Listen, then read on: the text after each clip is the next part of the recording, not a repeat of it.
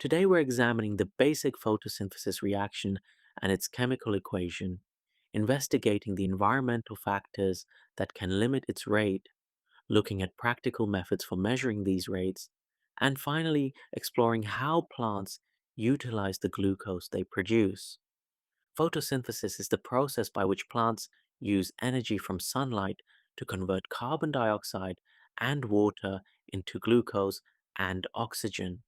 It's one of the most important biological processes on our planet. The word photosynthesis gives us clues about what's happening. Photo relates to light, and synthesis means putting together. So, photosynthesis is literally using light to build compounds. This process takes place in the chloroplasts of green plant cells. These specialized structures contain pigments like chlorophyll that absorb light. Chlorophyll specifically absorbs red and blue light while reflecting green light, which is why most plants appear green to our eyes. When light strikes these pigments, energy is transferred from the environment to the chloroplasts. This energy transfer powers the chemical reactions of photosynthesis. An important characteristic of photosynthesis is that it's an endothermic reaction. This means it requires energy input, in this case, from sunlight. The energy from light is transferred from the environment into the chemical bonds of glucose. We can represent photosynthesis with a word equation. Carbon dioxide plus water gives glucose plus oxygen. Or more formally, with a chemical equation, this equation shows us that six molecules of carbon dioxide combine with six molecules of water using light energy to produce one molecule of glucose and six molecules of oxygen. Now let's examine what affects how quickly this process occurs. The rate of photosynthesis can be limited by several environmental factors. The first limiting factor is light intensity. Since light provides the energy for photosynthesis, the rate typically increases as light intensity increases. However, this relationship isn't unlimited. As the graph shows, the rate increases steadily with light intensity only up to a certain point. Beyond this point, increasing light intensity no longer increases the rate of photosynthesis. This happens because another factor has become limiting. When light is abundant, either temperature or carbon dioxide concentration typically becomes the next limiting factor.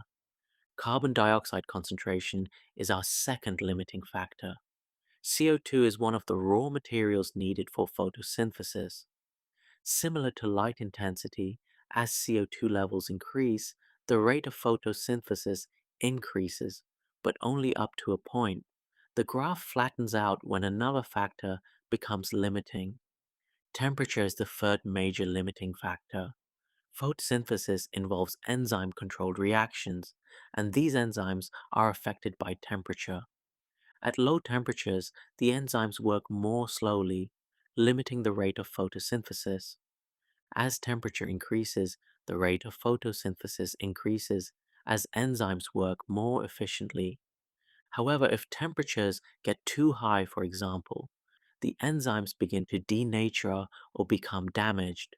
This causes a rapid decline in the photosynthesis rate. The amount of chlorophyll can also limit photosynthesis. If a plant has been affected by disease or lacks nutrients, like magnesium, its chloroplasts may be damaged. Magnesium is needed to make chlorophyll. Without enough chlorophyll, the plant's ability to absorb light decreases, reducing photosynthesis rates. These limiting factors don't work in isolation. They interact with each other. At any given moment, one factor will be the limiting factor.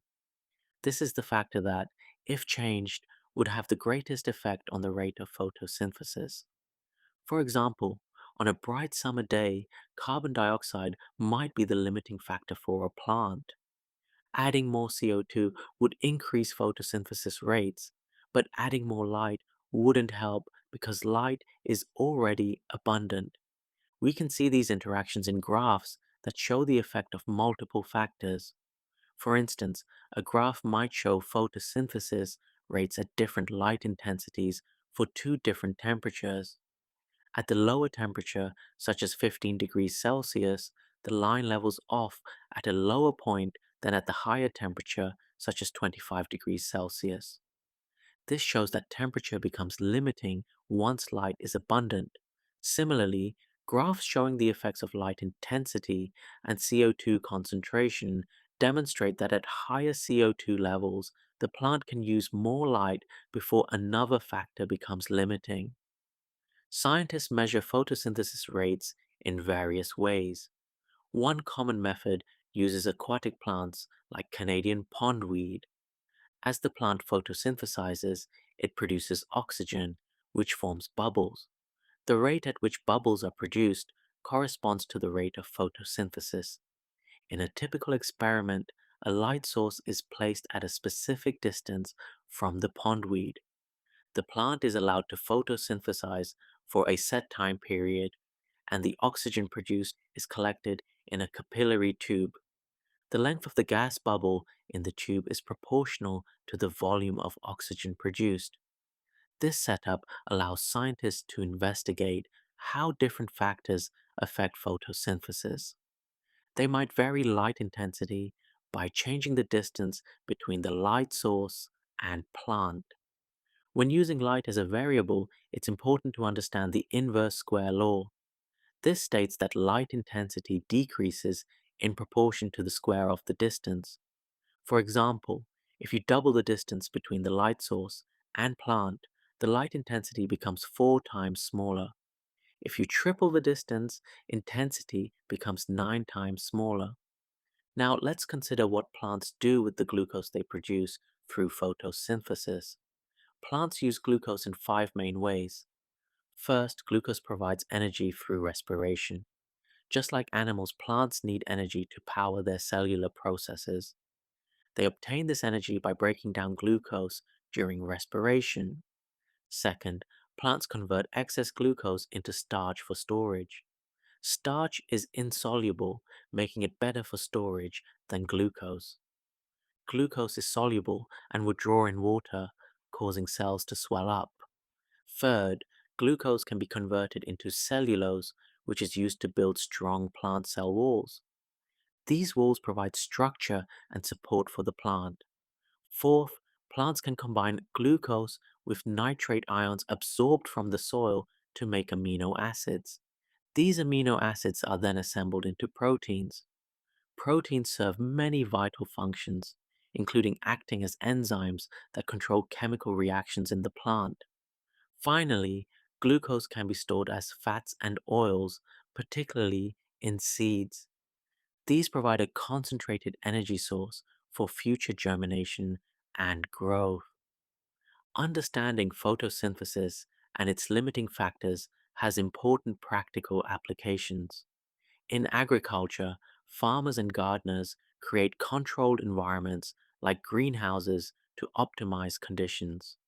Greenhouses help trap heat, maintaining optimal temperatures even when outside conditions are unfavorable. They can be equipped with heaters in winter or ventilation and shade in summer. Commercial growers often supplement natural light with artificial lighting. This ensures plants receive adequate light even on cloudy days or during shorter winter days. Carbon dioxide levels can be increased by using paraffin heaters or by adding CO2 directly. Enclosed greenhouse environments also make it easier to protect plants from pests and diseases. By manipulating these limiting factors, farmers can create ideal conditions for plant growth. This leads to increased yields and more efficient crop production.